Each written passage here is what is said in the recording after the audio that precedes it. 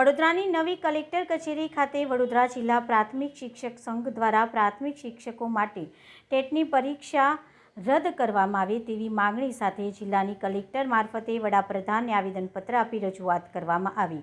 નવી કલેક્ટર કચેરી ખાતે વડોદરા જિલ્લા પ્રાથમિક શિક્ષક મંડળ સહિતના સભ્યો પ્રધાનમંત્રીને સંબોધતા આવેદનપત્ર જિલ્લા કલેક્ટરને આપી રજૂઆત કરી પ્રાથમિક શિક્ષકો માટે ટેટની પરીક્ષા પાસ કરવી ફરજિયાત કરવામાં આવી। ટેટ સહિત 9 મુદ્દાઓને લઈને જિલ્લા પ્રાથમિક શિક્ષક સંઘ મેદાનમાં આવ્યા। સર્વોચ્ચ ન્યાયાલય દ્વારા આપવામાં આવેલા ચુકાદા સર્વોચ્ચ ન્યાયાલયમાં ચુકાદાથી જિલ્લાના લાખો શિક્ષકો નિરાશ થયા હતા। વડોદરા જિલ્લાના પ્રાથમિક શિક્ષક સંઘે વડાપ્રધાનને હસ્તક્ષેપ કરવા પત્ર વડોદરા જિલ્લા પ્રાથમિક શિક્ષક સંઘ દ્વારા કલેક્ટરને આવેદનપત્ર આપી પ્રાથમિક શિક્ષકો માટે ટેટની પરીક્ષા રદ કરવામાં આવે તેવી રજૂઆત કરવામાં આવી હતી।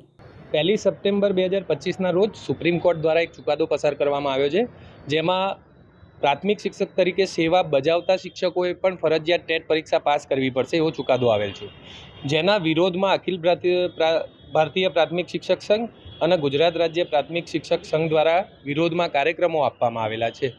તે અંતર્ગત વડોદરા જિલ્લા પ્રાથમિક શિક્ષક સંઘ અને તાલુકા પ્રાથમિક શિક્ષક સંઘ દ્વારા આજે માનનીય વડાપ્રધાન શ્રીને કલેક્ટર શ્રી મારફતે અમે મેમોરેન્ડમ આપવા માટે અહીંયા બધા એકત્રિત થયા છીએ। માંગણી એ છે કે સરકારી સેવામાં ફરજ બજાવતા શિક્ષકો, જેમાંથી ઘણા શિક્ષકો તો હવે નિવૃત્ત થવાના આરે છે, તેમને ટેટ પરીક્ષા જે ફરજિયાત કરેલી છે તેને ચુકાદો સરકારશ્રીએ રદ કરવો જોઈએ। નરેન્દ્રસિંહ વાઘેલા, સિનિયર કાર્યાધ્યક્ષ, જિલ્લા પ્રાથમિક શિક્ષક સંઘ, વડોદરા।